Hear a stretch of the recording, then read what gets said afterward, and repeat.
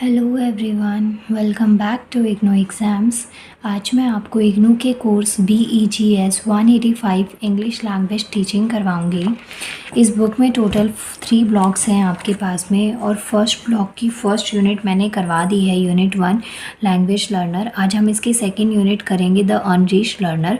और गाइज आप चैनल की प्लेलिस्ट में जाइएगा, BEGS 185 के नाम से मैंने प्लेलिस्ट क्रिएट की हुई है, जिसमें आपको इस बुक की सारी यूनिट्स और जो भी चैप्टर्स ब्लॉग जो भी मैं इसमें अपलोड करूँगी वो आपको यहाँ पे मिल जाएंगे। यूनिट 2 स्टार्ट करते हैं, अनरीच्ड लर्नर। अनरीच्ड या अंडर प्रिविलेज दोनों ही एक ही टाइप होते हैं लर्नर के। आज मैं आपको यही टॉपिक करवाने वाली हूँ। ये है आपके पास में unit 2 unreached learner. So check your progress से स्टार्ट करते हैं। इसमें चेक योर प्रोग्रेस में आपको टोटल 4 क्वेश्चंस दे रखे हैं, और ये 4 क्वेश्चंस इस अकॉर्डिंग बनाए गए हैं यहाँ पे चेक योर प्रोग्रेस में, कि इससे जो आपका चेक योर प्रोग्रेस 1 है ना, इससे पहले के सारे पेजेस अच्छे से कवर हो जाएंगे। फर्स्ट क्वेश्चन है, what do you call an under privilege learner. मतलब कि जो अंडर प्रिविलेज लर्नर होते हैं वो कौन होते हैं, या कैसे आप उनको डिफाइन करेंगे। पेज नंबर 23 पे आपको इसका आंसर मिलेगा। ये देखिए, ये रहा आपके क्वेश्चन का answer. Who are under privileged learner. Under privileged या जो अनरीच्ड लर्नर्स होते हैं वो बेसिकली होते हैं जो कि इकोनॉमिकली, सोशली या जोग्राफिकली बैकवर्ड एरिया से आते हैं। मतलब कि ना ज़्यादा फाइनेंशियली स्ट्रॉन्ग होते हैं, ना लोगों से उनका ज़्यादा इंटरेक्शन हो पाता है, ना वो बाकी सोसाइटी से इंटरेक्ट कर पाते हैं, और जोग्राफिकली भी वो काफ़ी बैकवर्ड होते हैं। तो इस टाइप की जो कैटेगरी होती है उसे हम अंडर प्रिविलेज्ड या फिर अनरीच्ड लर्नर कह पाते हैं। They are in an unfavourable position compare to other sections of societies. मतलब कि जो बाकी की सोसाइटीज़ होती है ना, उनके कंपैरिजन में ये एक अनफेवरेबल पोजीशन में होते हैं। मतलब कि ये यहाँ पे इनको ज़्यादा प्रॉपर खाना नहीं मिल पाता प्रॉपर न्यूट्रिशंस के साथ में। जैसे हम लोग अर्बन एरिया की अगर बात करें तो हमारे पास ना सारे सोर्सेज होते हैं खाने के लिए। आपको जो भी चाहिए, आपको डाइट में जो भी चाहिए, प्रोटीन चाहिए, कार्बोहाइड्रेट चाहिए, किसी भी चीज़ की कमी है तो आप उसको ओवरकम कर सकते हैं, आपको सब चीज़ें मिलेंगी। लेकिन इनके पास में प्रॉपर न्यूट्रिशन नहीं होते, प्रॉपर हेल्थ केयर सिस्टम नहीं होती। मतलब कि जो बीमारी अगर इनको हो जाए कुछ ज़्यादा एक्सेस में तो डेथ ही होगी, लेकिन इनके पास में कोई प्रॉपर सोल्यूशन नहीं रहता। ना ज़्यादा एजुकेशन फैसिलिटीज़ होती हैं, और स्किल डेवलपमेंट का तो सवाल ही नहीं उठता। देखिए, जहाँ पे एजुकेशन का ही आपके पास में ऑप्शन नहीं है तो वहाँ पे स्किल्स कैसे डेवलप हो पाएंगी। तो ये चीज़ें यहाँ जिन इन सोर्सेज की, इन चीज़ों की जहाँ पे कमी रहती है, जिन लोगों के लिए कमी रहती है, उन्हें हम अंडर प्रिविलेज्ड लर्नर कहते हैं। This may be due to poverty. अब ये जो सब चीज़ें हैं ना, इन सब की जो कमी है उसका मेन वजह ये होती है कि पॉवर्टी, गरीबी। देखिए, अगर आपके पास में पैसा नहीं है तो आप इन चीज़ों को अफोर्ड नहीं कर सकते। अगर पैसा है तो ऑब्वियसली आप वहाँ से जहाँ पे भी रह रहे हैं उसकी जगह कहीं और शिफ्ट हो सकते हैं, किसी और सोसाइटी में, कम्युनिटी में जा सकते हैं। लेकिन मेन वजह होती है पॉवर्टी, इनके पास में गरीबी होती है, ज़्यादा चीज़ें इनके पास में नहीं होती। प्लस कल्चरल डिसएडवांटेज होते हैं, because they are ethnic minority. Ethnic minority देखिए यहाँ पे इसका मीनिंग मैंने लिख दिया है, a group within a community which has different national और culture tradition from the main population. मतलब कि एक ऐसा, मानिए हम दिल्ली का एग्जांपल मैं आपको देती हूँ। आप किसी भी पर्टिकुलर एरिया में रहते हैं तो उस एरिया में ना एक कोई ऐसा ग्रुप रहता हो जिसके पास में ये सब चीज़ों की लैकनेस हो, ज़्यादा प्रॉपर हेल्थ केयर सिस्टम ना हो। मतलब वो उनके पास में इतना पैसा नहीं कि वो इन सब चीज़ों को अफोर्ड कर सके। तो बाकी जो कम्युनिटीज़ आपके आसपास में रहती हैं उनमें वो एक ग्रुप बिल्कुल अलग तरीके से रह जाता है। तो ये चीज़ होती है एथनिक माइनॉरिटी। और बीइंग इन इनएक्सेसिबल एरियाज़, और ऐसे एरियाज़ में लोग रहते हैं जहाँ पे इतने सारे सोर्सेज भी अवेलेबल नहीं है, प्लस जहाँ लोगों को ज़्यादा जाने की ज़रूरत नहीं पड़ती। देखिए, जहाँ पे डेवलपमेंट नहीं होता ना वहाँ पे रिसोर्सेज बहुत कम होते हैं। जहाँ डेवलपमेंट होता है, लोग आते जाते रहते हैं, तो वहाँ पे क्या है, चीज़ों पे ना ध्यान रखा जाता है, फैसिलिटीज़ ज़्यादा दी जाती है। तो इसी वजह से ये एक इनएक्सेसिबल एरियाज़ होता है, वेयर फैसिलिटीज़ ऑफ स्कूलिंग, ना स्कूल की, ना पढ़ाई की, एजुकेशन की, आर नॉट एडिक्वेट। एडिक्वेट का मतलब होता है इनफ ना होना। मतलब जहाँ जितना उसमें सोसाइटी में लोग हैं उतनी चीज़ें उनके लिए, रिसोर्सेज उनके अकॉर्डिंग अवेलेबल नहीं है। तो ये चीज़ें होती हैं अंडर प्रिविलेज्ड लर्नर। और इसे वैसे अगर आपको डिफ़ाइन करना हो, हिस्ट्री में आपने कभी पिछड़ा वर्ग भी पढ़ा होगा, या फिर जो बहुत गरीब लोग होते हैं वो आते हैं अंडर प्रिविलेज्ड लर्नर में। इसके बाद में इसमें नेक्स्ट पॉइंट आप यहाँ से लिख सकते हैं, they have been refers to as a deprived. Deprived का मतलब क्या होता है, जिनके पास में बेसिक थिंग्स नहीं होती लाइफ को सर्वाइव करने के लिए। मेन चीज़ क्या चाहिए होती है, पैसा चाहिए होता है और खाना चाहिए होता है। तो इनके पास में वो चीज़ें नहीं होती हैं। खाना इसलिए कि आप लाइफ को सर्वाइव कर सकें, और पैसा इसलिए जो आप हेल्थ केयर सिस्टम्स हैं या फिर जो बाकी की फैसिलिटीज़ या बेसिक नीड्स हैं उनको अफोर्ड कर पाएँ।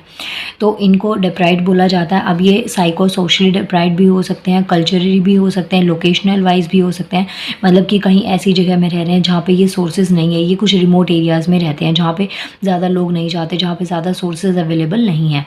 तो यही चीज़ें यहाँ पे है। Due to a variety of reason they do not have the experience to gain knowledge, मतलब बहुत सारी वजह हैं जिनकी वजह से इनको नॉलेज प्रॉपर नहीं मिल पाती, एजुकेशन नहीं मिल पाती है। Have a stunt communication system. Stunt communication system का मतलब ये कि ऑब्वियसली ये लोग ज़्यादा सोसाइटी के लोगों से इंटरेक्ट होकर नहीं रहते, तो इनका जो कम्युनिकेशन स्किल्स है, कम्युनिकेशन सिस्टम है ना, वो बहुत ही वीक होता है। आप खुद का एग्जाम्पल लेके देखिए कि आप सारा दिन घर पे रहते हैं, अगर आप सारा दिन घर पे रहेंगे, कहीं बाहर लोगों से आपका इंटरेक्शन नहीं होगा, सोशल साइट्स पे अगर आपकी किसी से बातचीत नहीं होती, तो आपकी जो स्किल्स है ना, कम्युनिकेशन स्किल्स, वो ज़्यादा एनहेंस नहीं हो पाएंगी। क्योंकि जितने लोगों से हम ज़्यादा से ज़्यादा बात करते हैं, चीज़ें नई नई देखते हैं, तभी तो हमारे अंदर ये स्किल्स आती हैं। अगर आप एक लिमिटेड एरिया में रहेंगे, एक पर्टिकुलर जगह पे रहेंगे और उसके अलावा आप कहीं बाहर नहीं जाएंगे, तो आपके अंदर ऑब्वियसली जो स्किल्स हैं ये अपने आप ही डेवलप नहीं हो पाएंगी। एक तो वजह ये हो गई।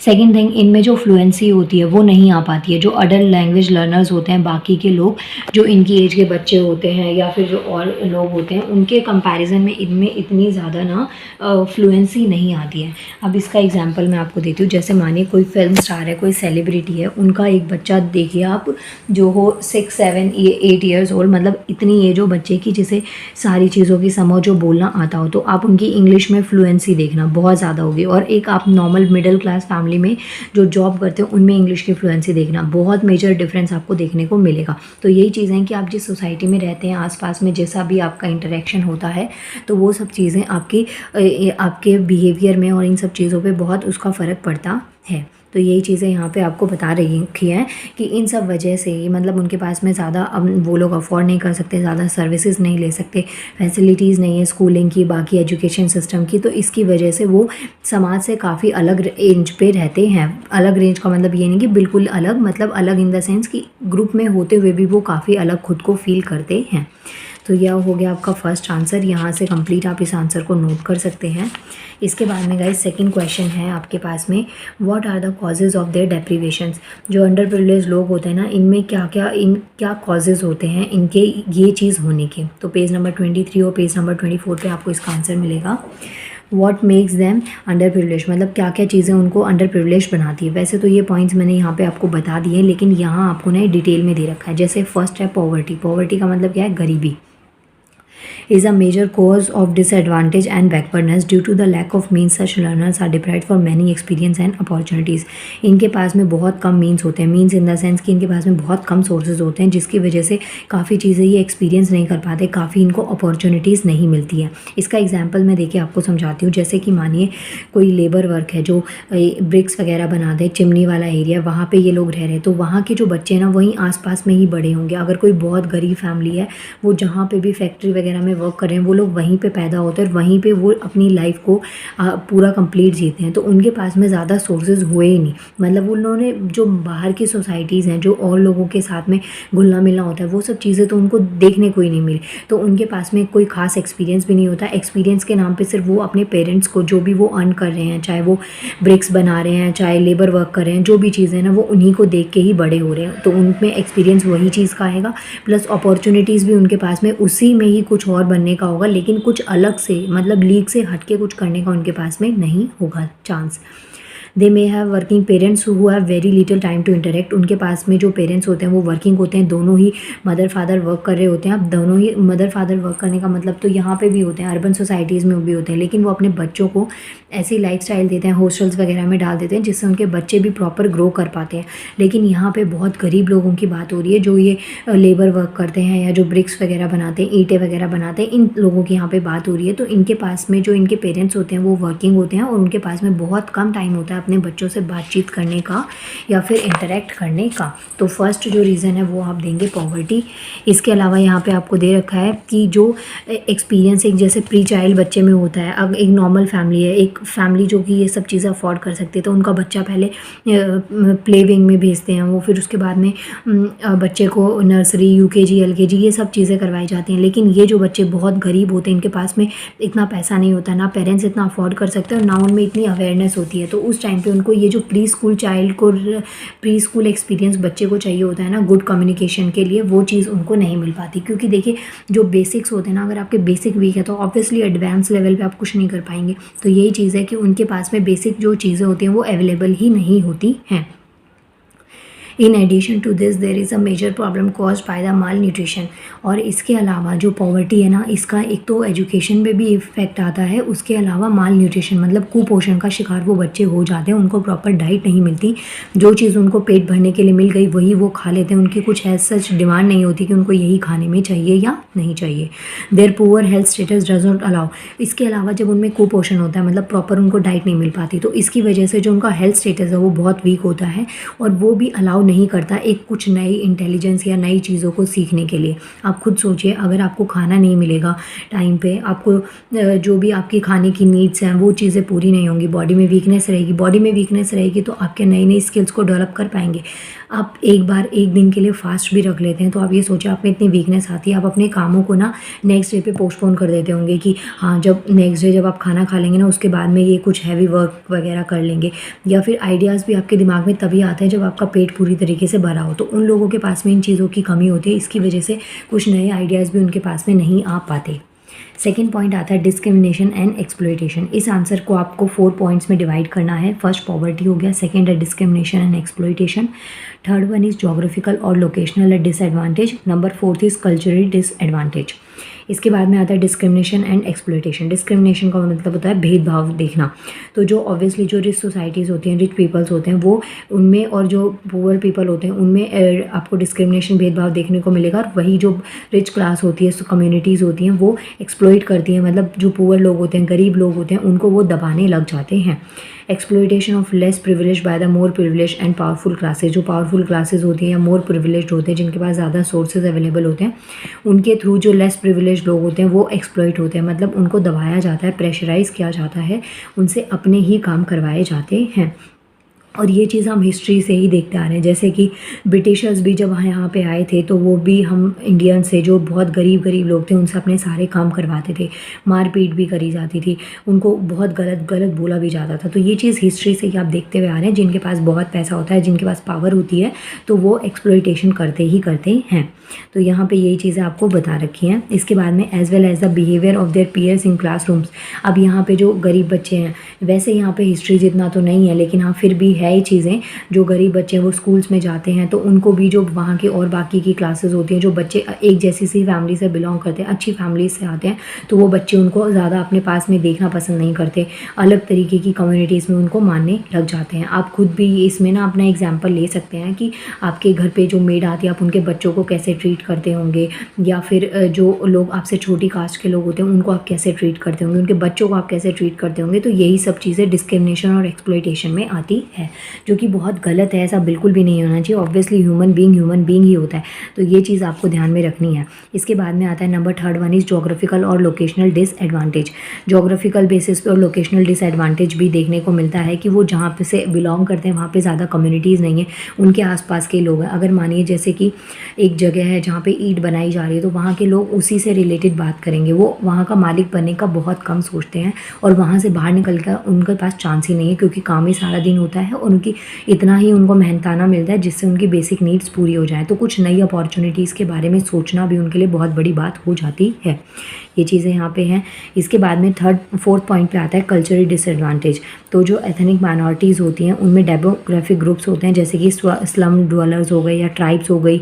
जो स्लम्स होते हैं मतलब कि गरीब उसमें रहते हैं, मतलब कि जैसे जो झुग्गी झोपड़ियों में रहते हैं, जिनके पास में रहने को प्रॉपर घर भी नहीं होता। मतलब ये वर्ड मुझे बोलने में भी इतना गंदा लग रहा है कि हमारी सोसाइटी में ऐसे हम लोग उनको ट्रीट करते हैं और ये बहुत गलत चीज़ है। तो जो स्लम ड्वेलर्स होते हैं, जिनके पास रहने को घर नहीं होता, प्रॉपर फैसिलिटीज़ नहीं होती, या फिर जो कुछ ट्राइब्स होती हैं जिनको लोग अनटच्ड मानते हैं, मतलब कि उनको टच नहीं किया जाता, उनके साथ उठा बैठा नहीं जाता, उनकी मतलब जो चीज़ उन्होंने यूज़ कर ली उसको वो लोग यूज़ नहीं करेंगे। तो ये चीज़ें कल्चरल डिसएडवांटेज में आती हैं।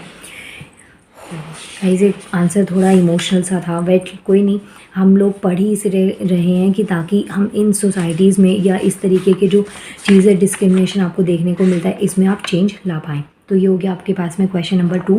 यहाँ पे जो कॉजेज़ आपको लिखने हैं वो यही लिखने थे। इसके बाद में थर्ड क्वेश्चन आता है, which characteristics stands in their way of learning, describe them in sentence और 2।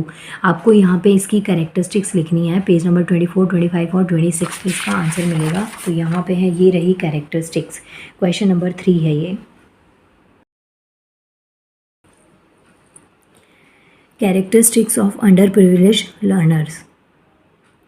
Characteristics of under privileged learner, तो इसमें क्या चीज़ें हैं? It has also been prove that the intelligence is developed with the help of interaction with societies. मतलब कि जो बच्चे हैं ना, उनमें एक छोटी सी एज में ही ना ये इंटरेक्शन और ये सब चीज़ें डेवलप होने लग जाती हैं।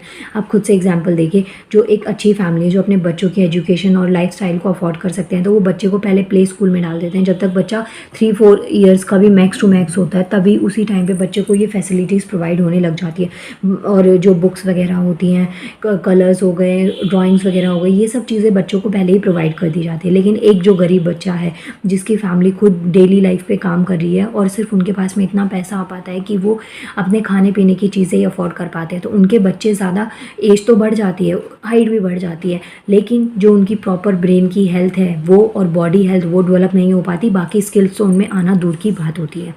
इसके बाद में it has also been approved that the intelligence with the help of interaction with societies. तो ये बहुत ऑब्वियस सी बात है कि बच्चे में जो इंटेलिजेंस होती है वो जो सोसाइटी से इंटरेक्ट करते हैं उनसे ज़्यादा आती है। मतलब कि ये चीज़ आपने सुनी भी होगी कि बुक से ज़्यादा जब इंसान ठोकरे खा के बड़ा होता है ना, वो चीज़ें उसमें ज़्यादा सीखने को मिलती हैं। If the environment is rich and varied stimuli, the child is better able to observe, imitate, experiments and journalize। अगर बच्चे के आसपास का environment बहुत अच्छा है, उसको हर चीज़ अफोर्ड हो रही है, सब चीज़ें उसको मिल रही है, तो उसमें ज़्यादा कैपेबिलिटी होती है ऑब्जर्व करने की और नए नए एक्सपेरिमेंट्स करने की, चीज़ों को जर्नलाइज करने की, मतलब अच्छे तरीके से चीज़ों को टैकल करने की। लैंग्वेज और जो मेंटल डेवलपमेंट होता है वो दोनों साथ साथ ही अकर करते हैं। अब जो बच्चे बहुत बहुत गरीब होते हैं, जो ऐसे ये लेबर वगैरह होती हैं, इनके जो बच्चे होते हैं उनमें जो लैंग्वेज है वो तो ऑटोमेटिकली आ जाती है। ऑब्वियसली बोल कर ही तो अपने हक की बात करेंगे ना, तो बोलना उनको आ जाता है। जो उनके बड़े और आसपास के लोग जो बोलते हैं वो लैंग्वेज वो ऑटोमेटिकली सीख जाते हैं। लेकिन जो उनका मेंटल डेवलपमेंट होता है ना, वो ज़्यादा लेवल पे नहीं हो पाता, वो एक लिमिट में ही रह जाता है। There is a deprivation caused by the poverty. और ये सब चीज़ें किसकी वजह से दिखने को मिलती हैं? पॉवर्टी हो गया, पुअर कम्युनिकेशन स्किल्स हो गया। पॉवर्टी तो गरीबी हो गई कि उनके पास ज़्यादा सोर्सेज नहीं होते कि वो वहाँ से आगे कहीं पे जा सके, ट्रांसफ़र कर सके। पुअर कम्युनिकेशन स्किल्स हो गई क्योंकि वहाँ पे बहुत ही लिमिटेड लैंग्वेज बोली जाती है। सारा दिन वहाँ पे ना काम नहीं होता, उनके पास में बहुत लिमिटेड चीज़ें होती हैं बोलने को, काम से ही उनको फुर्सत नहीं मिलती है।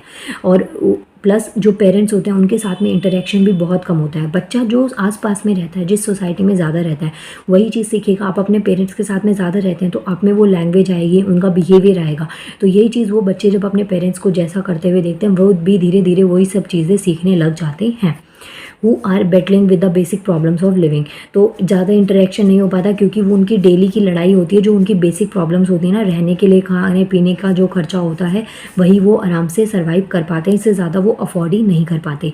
But at the same time life provides the many experience that make them emotionally mature. अब यहाँ पे ना ये पॉजिटिव साइड दे रखी है, ये जो पॉइंट्स है ना, ये आपको यहाँ पे पॉजिटिव साइड दे रखी है कि जो लोग ऐसे गरीबी में पड़े होते हैं ना, उनका कुछ पॉजिटिव साइड भी है कि उनको बहुत सारा एक्सपीरियंस मिलता है, इमोशनली मैच्योर हो जाते हैं, लोगों की फीलिंग्स को समझते हैं, प्लस वो हार्ड वर्किंग भी बहुत होते हैं और रिस्पॉन्सिबल भी होते हैं। मतलब कि आप लोगों के कंपैरिजन में वो आपसे ज़्यादा काम कर सकते हैं। अभी जिनके पास पैसा होता है ना, उनके बच्चों के नखरे इतने हो जाते हैं कि थोड़ा सा काम किया और थक गए, लेकिन जो बहुत गरीब होते हैं वो पूरा पूरा दिन मेहनत कर सकते हैं। तो ये एक तरीके का उनका हॉलमार्क है या उनकी एक खासियत यहाँ पर बताई गई है। इसके बाद में यहाँ पर कुछ कैरेक्टरिस्टिक्स आपको दे रखी हैं। ये टोटल आपके पास में 6 कैरेक्टरिस्टिक्स है। फर्स्ट आता है लो कॉग्निटिव एबिलिटीज़। तो the learner is unable to learn in a symbolic way और solve problem using a hypothesis. अब the home situations provide the learner with skills but these are the skills of working with one's hand. अब यहाँ पे वो बता रखा है कि जो कम्युनिटीज़ हैं, जो अलग से ट्राइब्स वगैरह रहते हैं, तो उनके बच्चों को ना ऐसे प्रॉब्लम सॉल्विंग या जो न्यूमेरिकल एबिलिटी होती है, ये सब चीज़ें नहीं आती। बट हाँ, जो बेसिक स्किल्स होती हैं, जो वो काम करते हुए या जो मशीन, अगर कोई फैक्ट्री में काम कर रहे हैं किसी के पेरेंट्स, उनको मशीन्स को ऑपरेट करना आ जाना, तो ये सब चीज़ें जो सिंपल वर्क होते हैं ना, जो उनके डेली लाइफ के होते हैं, वो सीख लेते हैं। लेकिन जो बाकी स्किल्स वगैरह डेवलप करनी होती है वो चीज़ें उन बच्चों को नहीं आती है। स्कूल करिकुलम जो होता है वो तो बिल्कुल भी उनके पास होता ही नहीं है। The school curriculum except the learners to use critical thinking. अब जो वो बच्चे जब स्कूल में जाते हैं तो स्कूल वालों को ये चीज़ की होप होती है कि जो बाकी क्लास है उसके अकॉर्डिंग बच्चे चीज़ करें, लेकिन वो उनके लिए पॉसिबल नहीं हो पाता। वो कंसेप्ट वगैरह पे ध्यान ही नहीं दे पाते, जिसकी वजह से मैनिपुलेशन होता है उनके आइडियाज़ का, प्रिंसिपल्स का, और जो चीज़ वो नहीं सीख पाते हैं इस चीज़ से वो जो क्लास है उसमें भी काफ़ी खुद को अकेला फील करते हैं। इसके बाद में और बेसिकली उनको ज़्यादा अपॉर्चुनिटीज़ भी नहीं देते हैं। टीचर्स भी ऑब्वियसली उन बच्चों को ही ना आगे बढ़ाते हैं जो पढ़ना चाहते हैं या जो उनके सामने अच्छा काम करके दिखाएं। जो बहुत वीक बच्चा होगा टीचर्स उस पर जल्दी से ध्यान भी नहीं देते। सबका एग्जाम्पल नहीं दे रही हूँ, बट हाँ 90% केसेस में यही चीज़ आपको देखने को मिलती है। अब नेक्स्ट आता है पुअर लिंग्विस्टिक एबिलिटी। अब देखिए जो भी पैराग्राफ है ना, मैंने अपनी तरफ से बेस्ट समझाने का ट्राई किया है, लेकिन फिर भी अगर समझ नहीं आता वीडियो पॉज करिए और उसको एक बार रीड कर लीजिए। नॉर्मल लैंग्वेज आपको समझ में आ जाएगी। इसके बाद में गाइस नेक्स्ट आता है पुअर लिंग्विस्टिक एबिलिटी। अब जो उनमें जो बातचीत होती है या जो बोलने का तरीका होता है, लैंग्वेज पे कमांड होती है, वो बहुत बेकार होती है, बहुत वीक होती है, क्योंकि उनको ज़्यादा चीज़ें बोलनी नहीं पड़ती। वो अपने पेरेंट्स या जो उनकी कम्युनिटी के आसपास के लोग होते हैं उन्हीं से उनका इंटरेक्शन होता है, और वो भी बहुत लिमिटेड वे में। अंडर प्रिविलेज लर्नर्स जो होते हैं उनमें बहुत एक्सपीरियंस की कमी होती है, आइडियाज़ वगैरह वो ठीक से जनरेट नहीं कर पाते, और अगर जो चीज़ें वो बोल रहे हैं तो उनके पास में इतनी एबिलिटी भी नहीं होती कि उनको प्रॉपर तरीके से वो लिख पाएँ या फिर उन स्किल्स को समझा पाएँ। डेफिशिएंसी जो होती है लैंग्वेज की, वो सोशल इंटरेक्शन की वजह से कम हो जाती है, मतलब कि ज़्यादातर लोगों से उनका सोशल इंटरेक्शन नहीं हो पाता, जिसकी वजह से उनमें इस चीज़ की डेफिशिएंसी देखने को मिलती है ना। यहाँ पे यही चीज़ें आपको बता रखी हैं। इसके बाद में गाइज नेक्स्ट आता है लो सेल्फ एस्टीम। अब इतना सब कुछ उनके साथ में हो रहा है, मतलब उनमें ज़्यादा कॉन्फिडेंस नहीं है, स्किल्स वगैरह डेवलप नहीं है, तो इसकी वजह से जो उनमें सेल्फ स्टीम होता है, मतलब सेल्फ कॉन्फिडेंस वगैरह होता है, वो बहुत ही कम हो जाता है। इससे वो मतलब ज़्यादा चीज़ें उनको इसी समझ में नहीं आती। Moreover the text book are written more to the middle class learners and hardly have any representation. अब बहुत टाइम तक वो जब स्कूल जा रहे हैं या फिर उनको वो चीज़ें समझ में नहीं आ रही, क्लास में भी उनको डिस्क्रिमिनेशन देखने को मिल रहा है, टीचर्स भी उनको अच्छे तरीके से टैकल नहीं कर रहे हैं, उनके साथ में टीचर्स का बिहेवियर भी अच्छा नहीं, तो इसकी वजह से उनको भी ये चीज़ें फील होने लग जाती हैं कि हाँ ये जो बुक्स हैं या ये जो सिलेबस वगैरह है, ये जो सब चीज़ें हैं ना, वो हमारे लिए बनी नहीं है, जिसकी वजह से उनके अंदर नेगेटिविटी आती है। और बहुत सारे ऐसे ट्राइब्स के जो बच्चे होते हैं वो स्कूल इस वजह से भी छोड़ देते हैं। नेक्स्ट आता है इन्वॉल्वमेंट गैप। जो इन्वॉल्वमेंट गैप होता है, ये क्या होता है, उनके अंदर मोटिवेशन बहुत कम होता है। जो अंडर प्रिविलेज लर्नर्स होते हैं ना, उनमें मोटिवेशन की बहुत कमी होती है, और उनको प्रॉपर एकेडमिक सपोर्ट भी नहीं मिलता अपने घर से, अपने आसपास के इन्वायरमेंट से।